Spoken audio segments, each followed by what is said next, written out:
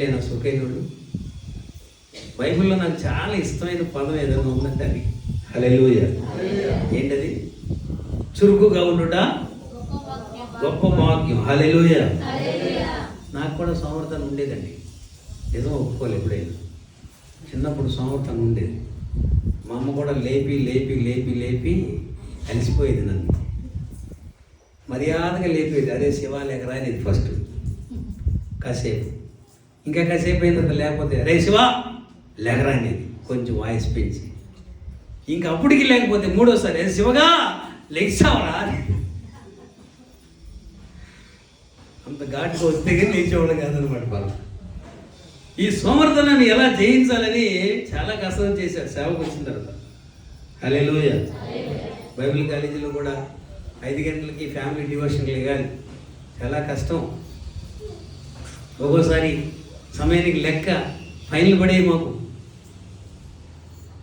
ఎట్టగొట్ట training అయిపోయింది. సేవలోకి వచ్చిన తర్వాత ఇదే సోమర్థనం. 7 గంటల దాకా లేచేవాడిని కాదు. నిజాన్ని ఒప్పుకోలేదు. మరి ఎప్పుడో 30 ఏళ్ళ చరిత్ర చెప్తాను నేను. ఈ సోమర్థనాన్ని ఎలా చేయించాలి? బాగా కసరత్ చేసే దాని గురించి. హల్లెలూయా. కసరత్ చేసి మొత్తానికి సోమర్థనాన్ని జయించడానికి దేవుడు సహాయం చేశాడు. దేవుడు స్తోత్రం. హల్లెలూయా. సోమర్థనాన్ని జయించడానికి ఒక టెక్నిక్ నేర్చుకున్నాను. అదేంటంటే రాత్రిపూట ఆహారం తక్కువ తినడం, ఉదయం లేవగానే నీళ్ళు కొంచెం ఎక్కువ తాగడం. హల్లెలూయా. మీరు కూడా పాటించి చూడండి. మీ ప్రమేయం లేకుండానే 5 గంటలు లేచిపోతారు, అంత చురుగ్గా ఉంటారు. హల్లెలూయా. దేవుని వాక్యం సెలవుస్తుంది, చురుకుగా ఉండటం గొప్ప భాగ్యం. చురుకైన వారుగా ఉండాలి. హెబ్రీ స్త్రీలంట చాలా చురుకైన వారంట. ఐగుప్తు దేశంలో హెబ్రీలకు పుట్టేటువంటి మగపిల్లలందరినీ కూడా చంపేయాలని ఫరో రాజు ఆజ్ఞ జారీ చేస్తే ఈ హెబ్రీ స్త్రీలు ఎంత చురుకైన వాళ్ళంటే మంత్రసాలం రాకముందే కనీసేసి ఆ పిల్లోడిని దాచేస్తున్నారంట. హల్లెలూయా. వాళ్ళు వచ్చి వీళ్ళకి కానుక చేసేదాకా వీళ్ళు ఉండలేదంట. వాళ్ళు వచ్చే ముందే వీళ్ళు పిల్లల్ని కనీసేసి ఏం చేస్తున్నారు? ఆ పిల్లోడిని దాచేస్తున్నారంట. అంత చురుకైన వాళ్ళు అంట హెబ్రీ స్త్రీలు. అర్థమవుతుందా? మన భారతదేశంలో కూడా పూర్వం 50 సంవత్సరాల వరకు కూడా, 50 సంవత్సరాలు వెనక్కి వెళితే అప్పుడు కూడా 4 గంటలకి లేచి 5 గంటలు లేచి ఇంటి పనులు చక్క చేసుకునేటువంటి స్త్రీలు ఉన్నారు.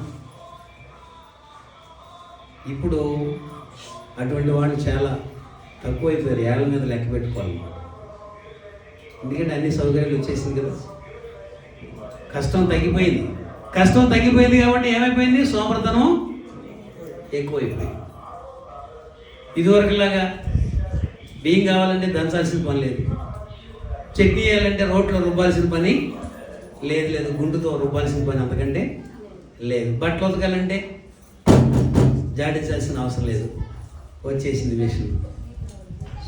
చట్నీ వేయాలంటే ఆ మేకలో వేసేసి చట్నీ చేసేస్తాం. అన్నం చేయాలంటే కుక్కలో వేసేసి అన్నం చేసేస్తాం. సౌకర్యాలు ఎప్పుడైతే పెరిగినాయో ఏమైపోయింది? సోమర్థనం కూడా ఎక్కువైపోయింది. ఎన్ని సౌకర్యాలు పెరిగినా మనలో సోమర్థనం పెరగకూడదు. దేవుని స్తోత్రం. హల్లెలూయా. హల్లెలూయా. నీకు సౌకర్యాలు ఉంటే, పని తొందరగా అయిపోయేటట్టుంటే, లేచే సమయానికి లేచి ఆ సమయాన్ని దేవుని వాక్యం చదువుకోవడానికి, ప్రార్థన చేసుకోవడానికి సమయం కేటాయిస్తే ఎంత బాగుంటుంది. ఏమందలే ఎంతసేపు చేయొచ్చు వంట అని చెప్పి ఇంకా కూసేపు పడుకుందాం, ఇంకా గంటసేపు పడుకుందాం అని కాకుండా, అదేదో లేచే సమయానికి లేచి, తెల్లవారుజామున లేచి ఆ గంట సమయం దేవుని కోసం కేటాయిస్తే ఎంత ఆశీర్వాదకరంగా ఉంటుంది. ఒకసారి ఆలోచించండి అమ్మలారా. మీ అందరికీ నమస్కారం చేసి హల్లెలూయా. ఏమందలే నలుగురు వంట ఎంతసేపు చేయాలి అని వీళ్ళు టైం చూసి మళ్ళీ పడుకుంటారు. కొంతమంది, అందరూ కాదు, కొంతమంది అంటే మళ్ళీ అందరూ అంటే నా మీద కేసు పెడతారు. కొంతమంది ఇలా పనిచేస్తారు. అలా కాదు, చురుగ్గా ఉండడం అలవాటు చేసుకోండి. హల్లెలూయా. సోమలుగా ఉండదు. సోమరులుగా ఉండడం మనకి ఆశీర్వాదకరం కాదు. అందుకని దేవుడు అంటాడు, సోమరి చేముల యొద్దకు వెళ్ళి జ్ఞానము నేర్చుకో. వాడికి నడతలను చూసి జ్ఞానము తెచ్చుకో. సంఖ్యలో 6 నుంచి సోమరి చేముల యొద్దకు వెళ్ళము, వాడి నడతలు కనిపెట్టి జ్ఞానం తెచ్చుకున్నాము. వాటి న్యాయాధిపతి లేకునను, పై విచారణకర్త లేకునను, అధిపతి లేకునను, అవి వేసవి కాలమున ఆహారము సిద్ధపరచుకును, కోత కాలమున ధాన్యము కూర్చుకును. సోమరి ఎందాక నీవు పండుకుని ఉందువు, ఎప్పుడు నిద్రలేచదువు, ఇంకా కొంచెము నిద్రించదనని, కొంచెము కునికిదనని, కొంచెము చేతులు ముడుచుకుని పరుడనని నీవు అనుచుందువు.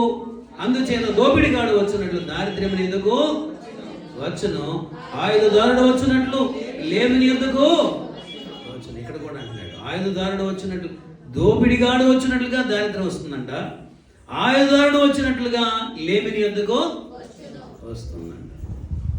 లేమి, దరిద్రం, అరిష్టం ఇవన్నీ సోమర్తనాన్ని బట్టే వస్తాయి. కిటికీ ఇక్కడ ఉండడాన్ని బట్టి, అల్మారి ఇక్కడ ఉండడాన్ని బట్టి, వాకిలి ఇక్కడ ఉండడాన్ని బట్టి కాదు.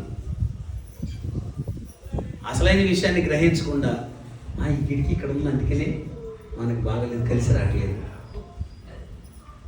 ఈ అల్మారా ఇక్కడ ఉండకూడదు, ఇక్కడ ఉంది కాబట్టి మనకు అసలు ఎంత సంపాదించినా కానీ ఈ బీరువా ఇక్కడ ఉండకూడదు, ఈ బీరువా ఆ మూలన ఉంటే బాగా కలిసి వచ్చిందంట.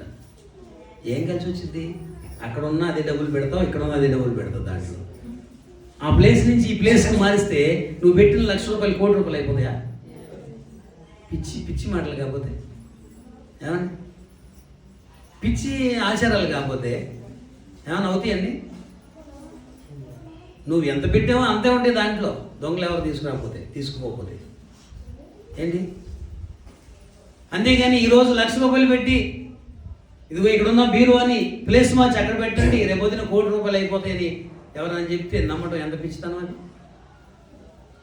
బంగారం అంటే ఇల్లు పోగొట్టుకుంటారు చాలామంది, బంగారం అంటే ఇల్లు కొట్టేస్తారు, వాస్తు బాగలేదు, అది బాగలేదు, ఇది బాగలేదని, అందుకని కలిసి రావట్లేదని.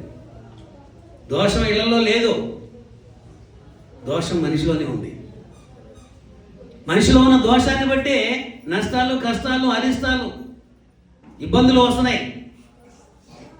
లోపం మనం సరి చేసుకుంటే ఆ లోపాలు సరైపోతాయి. దేవుని స్తోత్రం, హల్లెలూయా. లోపాలు మనం సరి చేసుకోకుండా ఈ వస్తువు తీసుకెళ్ళి అక్కడ పెట్టి, ఆ వస్తువు తీసుకెళ్ళి ఇక్కడ పెట్టి, ఈ కిటికీ తీసుకెళ్ళి అక్కడ పెట్టి, ఆ దర్వాజా తీసుకెళ్ళి ఇక్కడ పెట్టి,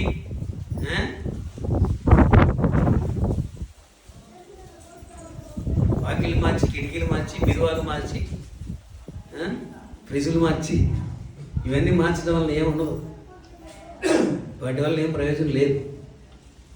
ఇల్లు సౌకర్యవంతంగా కట్టుకోవాలి, ఇంట్లో ఉన్న వస్తువులు సౌకర్యవంతంగా పెట్టుకోవాలి, మనకు అనుకూలమైనటువంటి చోట్ల పెట్టుకోవాలి. వాస్తు బాగలేదని చెప్పి ఫ్రిడ్జ్ తీసుకెళ్ళి బెడ్రూమ్లో పెడతామా? ఏమండి, ఫ్రిడ్జ్ ఎక్కడ ఉండాలి? వాషింగ్ మిషన్ తీసుకొచ్చి కిచెన్లో పెడతామా? అది ఎక్కడ ఉండాలి అక్కడే ఉండాలి, అవునా కదా? ఇదంతా పిచ్చితనం అన్నమాట. ఈ వస్తువు ఇక్కడ ఉండకూడదు, ఆ వస్తువు అక్కడ ఉండకూడదు, ఈ రూమ్ అక్కడ ఉండకూడదు, ఆ రూమ్ ఇక్కడ ఉండకూడదు, ఇలాంటివన్నీ పిచ్చి పిచ్చి ఆచార సంబంధమైనటువంటి విషయాలు. అవన్నీ కూడా మనం జ్ఞానాన్ని కలిగి నడుచుకోవాల్సినటువంటి అవసరం ఉన్నది. దేవుని స్తోత్రం, హల్లెలూయా. కాబట్టి పాటుపడిన వ్యవసాయకుడే మొదటి ఫలములలో పాలు పుచ్చుకొనును. దేవుని స్తోత్రం, హల్లెలూయా. కాబట్టి దేవుని యొక్క పరిచర్యలో పాటుపడేటువంటి వ్యవసాయకుడిగా ఉండడానికి, పాటుపడేటువంటి వ్యవసాయకురాలుగా ఉండడానికి మనం ఈ రోజున తీర్మానం చేసుకోవాల్సిన అవసరం ఉంది. దేవుని స్తోత్రం, హల్లెలూయా. మనం పాటుపడినట్లయితే తప్పకుండా దేవుడు మంచి ఫలితాలను మనకు అనుగ్రహించి మన యొక్క ప్రయాసని ఫలింప చేస్తాడు. మన ప్రయాస వలన అనేక ఆత్మలను రక్షిస్తాడు. దేవుడి మాటలు దీవించి ఆశీర్వదించును గాక. ఆమేన్. హల్లెలూయా.